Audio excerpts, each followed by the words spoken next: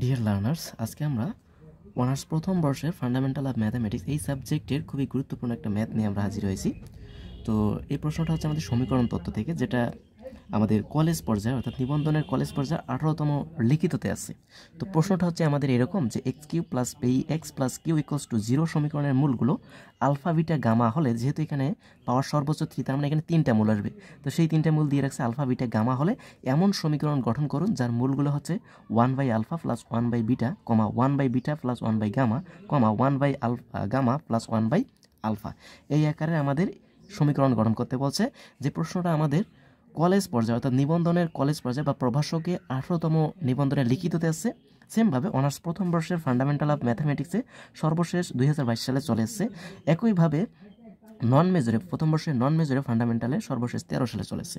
তো চলুন, এই প্রশ্নটা খুবই গুরুত্বপূর্ণ নিবন্ধনের ক্ষেত্রে, একই সঙ্গে আমাদের প্রথম বর্ষের ফান্ডামেন্টালের ক্ষেত্রেও। তো চলুন আমরা সলিউশনে শুরু করে দিই। তাহলে সলিউশনের শুরুতে আমাদের প্রদত্ত সমীকরণ যেটা আছে সেই প্রদত্ত সমীকরণটা আমরা লিখে নিব। তাহলে প্রদত্ত সমীকরণটা ছিল আমাদের x q plus p x plus q equals to হচ্ছে আমাদের কত, 0। ওকে, এটা হচ্ছে আমাদের প্রদত্ত সমীকরণটা। ওকে, এখন যেহেতু এই সমীকরণের মূল হচ্ছে আমাদের 3টা, তাহলে সমীকরণের মূল সহগ সম্পর্ক হতে আমরা আসি। তাহলে আমরা বলতে পারি মূল সহগ সম্পর্ক হতে, দেখেন মূল সহগ সম্পর্ক হতে আমরা কি পাই, যদি মূল সহগ সম্পর্ক হতে অর্থাৎ alpha plus beta plus gamma অর্থাৎ মূল ত্রয়ের যোগফল ইকুয়ালস টু হবে আমাদের,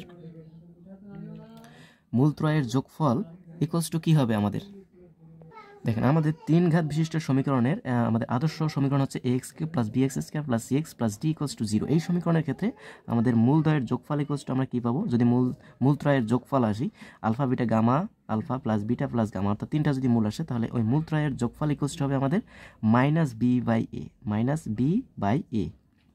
ওকে, সেমভাবে 2টা করে মূল যদি নেই alpha beta plus beta gamma plus gamma alpha, okay, মূলদ্বয়ের 2টা করে মূল নিয়ে যদি যোগফল করি তাহলে সেটা হবে আমাদের সি বাই এ। দেখেন 2টা করে একত্রে থাকলে কিন্তু পজিটিভ থাকবে, যখনই সিঙ্গেল থাকবে তখনই কিন্তু মাইনাস আসে। এখন মূলত্রয়ের গুণফল অর্থাৎ alpha beta gamma equals to হয়ে যাবে আমাদের minus D by A. Okay, এই সূত্রটা আপনারা অবভিয়াসলি মনে রাখবেন, আশা করি আপনাদের মনে আছে, যেহেতু প্রভাষক পদের আপনারা পরীক্ষা দিবেন। তো এখানে তাহলে আমরা কি বলতে পারি যে মূলত্রয়ের যোগফল ইকুয়ালস টু আমরা কি লিখতে পারি, minus B by a. Minus b বলতে হচ্ছে আমাদের এক্স স্কয়ারের সহগ, এখানে দেখেন দেখি এক্স স্কয়ারের সহগ আছে নাই, তাহলে এটা সম্পূর্ণটা আমাদের 0 হয়ে যাচ্ছে। মূলদ্বয়ের গুণফল অর্থাৎ 2টা করে মূল নিয়ে যদি আমরা যোগ করি অর্থাৎ alpha beta plus beta gamma plus gamma alpha, তাহলে এই যে মূল 2টা করে নিয়ে যোগ যদি আমরা করি তাহলে সেখানে আমরা পাই সি বাই এ। সি বলতে হচ্ছে এক্স এর সহগ আর এ বলতে হচ্ছে আমাদের এক্স কিউবের সহগ। তো এক্স এর সহগ হচ্ছে আমাদের পি আর এক্স কিউবের সহগ হচ্ছে আমাদের 1। নিচে আমাদের 1 লেখা না লেখা এই একই কথা, তাই আমরা লিখলাম না, আপনারা লিখলে লিখতে পারেন, সমস্যা নেই। আর মূলত্রয়ের গুণফল অর্থাৎ alpha beta gamma equals to হবে minus D by A. D বলতে হচ্ছে আমাদের ধ্রুবক পদ বাই এ বলতে হচ্ছে আমাদের এক্স কিউবের সহগ। তো ধ্রুবক পদ হচ্ছে আমাদের এখানে কিউ। ওকে, সেটা আমরা লিখে নিলাম। এটাকে আপনাদের হিসাবের সুবিধাতে সমীকরণ দিয়ে রাখেন, 1 নম্বর সমীকরণ, এটাকে আমরা দিলাম 2 নম্বর সমীকরণ, এটাকে আমরা দিলাম, আচ্ছা এখানে তো আমাদের মাইনাস আসবে তাই না, মূলত্রয়ের গুণফল equals to minus D by A, তাহলে মাইনাস কিউ হয়ে যাচ্ছে। ওকে, এটাকে দিলাম আমরা 3 নম্বর সমীকরণ। ওকে, আশা করি এতটুকু আপনাদের বুঝতে কারো কোনো সমস্যা থাকবার কথা না। তো এখন আমাদের যেহেতু বলছে যে এই যে মূল অর্থাৎ এমন একটা সমীকরণ গঠন করতে বলছে যার মূলগুলো হবে এরকম যে 1/α প্লাস 1/β, 1/β প্লাস 1/গামা, 1/গামা প্লাস 1/ হচ্ছে আলফা। তাহলে এখানে যেহেতু আমাদের এই রকম কন্ডিশন আছে, আমরা এখানে জাস্ট ওই দিকে এখন কাজ করার জন্য আমরা এখানে ধরে নিব যে ধরি y equals to 1/α plus 1/β। Okay, just আমরা একটা ধরে নিই, তারপরে আমরা অটোমেটিক্যালি আমরা কাজগুলো করতে পারবো। তাহলে y ইকুয়ালস টু ধরে নিলাম আমরা কি 1/α প্লাস 1/β, অর্থাৎ প্রথমটাকে আমরা ধরে নিলাম।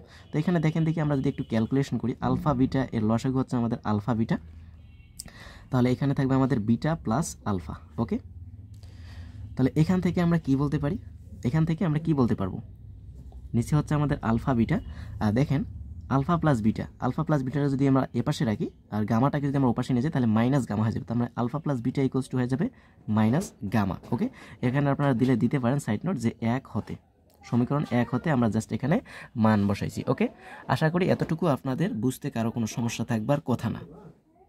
তাহলে আমরা এখান থেকে দেখেন দেখি কী করতে পারি, তাহলে এদিকে আমাদের ওয়াই আছে, ওয়াই ইকুয়ালস টু তাহলে এই মানটা পাইলাম তাই না, মানে minus gamma by alpha beta পাইলাম। দেখেন নিচে আমাদের আলফা বিটা গামা হলে কিন্তু আমরা মাইনাস কিউ বসাইতে পারি, তো আমরা তো আর এই আলফা বিটা রাখতে চাচ্ছি না, তাই আমাকে অবভিয়াসলি নিচে একটা গামা তাহলে গুণ করে যেন আমরা এই রকম কন্ডিশন নিয়ে এসে আমরা ওই মানটা বসাইতে পারি। যেহেতু নিচে আমি গামা গুণ করছি তাহলে উপরেও আমার একটা কি গামা গুণ করা লাগবে, এতটুকুই, কেননা এতে করে গামা গামা কাটা গেলে কিন্তু আগেরটাই চলে আসবে। ওকে, আশা করি বুঝতে পারছেন।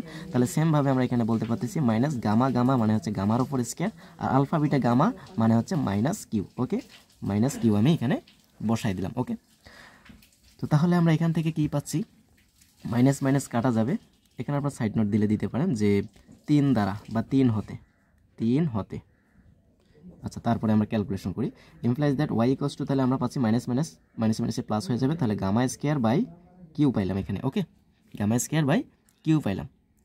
আচ্ছা, যেহেতু গামা হচ্ছে ওই প্রদত্ত সমীকরণের একটা মূল, যেহেতু গামাটা, তাহলে সমীকরণের মূল, যেহেতু এখানে সমীকরণের মূল কিন্তু একটা এক্সও হবে, তাহলে গামা এর পরিবর্তে আমরা এক্সও লিখতে পারি। তাহলে আমরা এখান থেকে বলতে পারি এক্স স্কয়ার বাই কিউ। ওকে, এখানে সাইড নোট দিতে পারেন যে যেহেতু গামা একটি হচ্ছে মূল, গামা ওই সমীকরণে একটা মূল হওয়ার কারণে আমরা কিন্তু এই কন্ডিশনটা আমরা স্যাটিসফাইড এখানে করতেই পারি। ওকে, আশা করি এতটুকু বুঝতে পারছেন।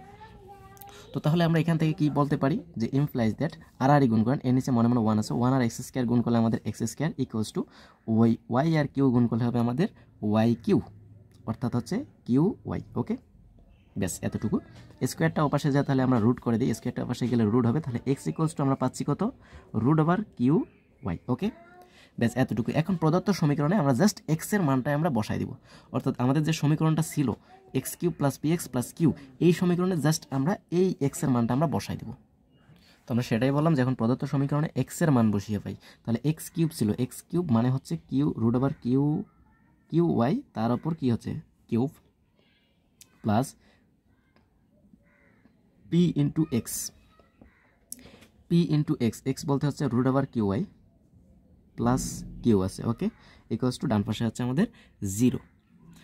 ওকে, আশা করি এতটুকু বুঝতে পারছেন। তো এখন আমরা এখান থেকে কি কাজ করতে পারি, দেখেন এখানে আছে রুট ওভার সামথিং এর ওপর কিউব, আমরা দেখেন দেখি এটা করতে পারি কিনা।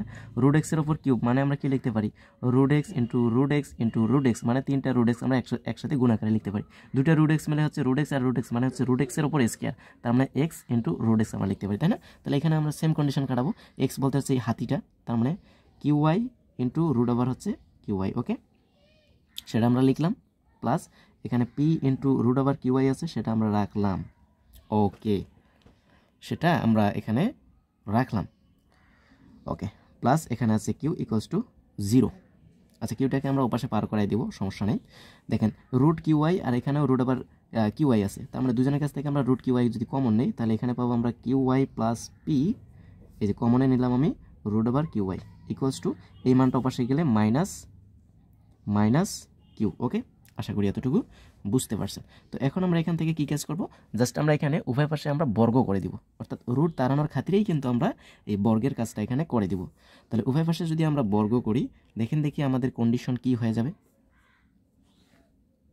তাহলে আমাদের এইরকম কন্ডিশন হয়ে গেছে, অর্থাৎ উভয় পাশে আমরা বর্গ করছি, বর্গ করে লিখছি যেহেতু, তার মানে এই সম্পূর্ণটার উপর স্কোয়ার, এই যে এটার উপর স্কোয়ার দিলাম, আর রুট আর স্কোয়ার কাটা গেছে, তাহলে কিউ ওয়াই থাকতেছে ইকুয়ালস টু এটার উপর স্কোয়ার, তার মানে এখানে মাইনাস সহ কিন্তু স্কোয়ার হয়ে যাবে, তাই না? মাইনাসের উপর স্কোয়ার করলে তো প্লাস হয়ে যাবে, আর কিউ এর উপর স্কোয়ার করলে আমাদের কিউ স্কোয়ার। ওকে, আশা করি বুঝতে পারছেন। তাহলে এখন দেখেন এখানে এ প্লাস বি হোল স্কোয়ারের ফর্মুলা হয়ে গেছে, তাহলে এ প্লাস বি হোল স্কোয়ারের ফর্মুলা আমরা এখানে ইউজ করে দেবো। এ স্কোয়ার বলতে হচ্ছে q square y square plus 2ab, তার মানে 2p q y plus b square, অর্থাৎ পি স্কোয়ার, তার সাথে আমাদের আছে কিউ ওয়াই গুণ অবস্থায়, সেটা আমরা রাখলাম, ইকুয়ালস টু হচ্ছে আমাদের কত, ইকুয়ালস টু হচ্ছে আমাদের কিউ স্কোয়ার। ওকে, সেটা আমরা লিখলাম। ইমপ্লাইজ দ্যাট আমরা এখান থেকে কি কাজ করতে পারি, দেখেন যেটা আমাদের এই যে কিউ ওয়াই এর সাথে এটা গুণ অবস্থা আছে, আমরা এখানে কিউ ওয়াইটা এখানে গুণ করে দিব, তাহলে এখানে আগে থেকে কিউ স্কোয়ার আছে আর একটা কিউ গুণ করলে হচ্ছে কিউ কিউব, ওয়াই স্কোয়ার আছে আর একটা ওয়াই, তার মানে ওয়াই টু দি পাওয়ার 3 বা ওয়াই কিউব, প্লাস এখানে 2p কিউব পি কিউ। দেখেন কিউ যদি আমরা এখানে গুণ করাই দিই তাহলে এখানে কন্ডিশনটা আমাদের কি হবে। আচ্ছা, আমরা এখানে তো একটা কাজ করতে পারি, উভয় পাশ থেকে একটা করে কিউ আমরা কেটে দিতে পারি, কেটে দিলে আর আমাকে এখানে কিউটা গুণ করা লাগতেছে না, তাহলে এখানে কিউ স্কোয়ার ওয়াই কিউ হয়ে যাবে। আচ্ছা, এখানে কিউ স্কোয়ার দেন, কাটা দিছি আমরা একটা করে ওয়াই কিউ আমরা কাটা দিছি, কাটা দিলে আমরা এখানে কিউ স্কোয়ার ওয়াই কিউ পাবো, প্লাস 2p কিউ, তার সাথে হবে ওয়াই, আর ওয়াই গুণ করলে ওয়াই স্কোয়ার, প্লাস এখানে আছে আমাদের পি স্কোয়ার ওয়াই। ওকে, সেটা আমরা লিখলাম। আর এখানে আরেকটা কিউ আছে শুধু। আচ্ছা, আমি রাখলাম ওটাই ওই অবস্থায়। তাহলে ইমপ্লাইজ দ্যাট এখন আমরা ওই কিউটা এই পাশে নিয়ে আসবো। তাহলে এখানে আছে আমাদের q square y cube plus 2p y square plus p square y, ওই মান টাইপের আসলে মাইনাস কিউ ইকুয়ালস টু হচ্ছে 0। তাহলে এইটাই হচ্ছে আমাদের নির্ণয়ের সমীকরণ। তাহলে আমরা বলে দিতে পারি যা নির্ণেয় সমীকরণ। এটাই হচ্ছে আমাদের 1/α প্লাস 1/β অথবা 1/β প্লাস 1/γ অথবা 1/γ প্লাস 1/α এই রিলেটেড আর কি সমীকরণ। তো আশা করি বুঝতে পারছেন। এরপরও যদি কারো কোথাও কোনো ধরনের সমস্যা হয়ে থাকে আপনারা নির্দ্বিধায় জানাতে পারেন। তো আজকে পর্যন্তই সাথেই থাকুন। ধন্যবাদ সবাইকে।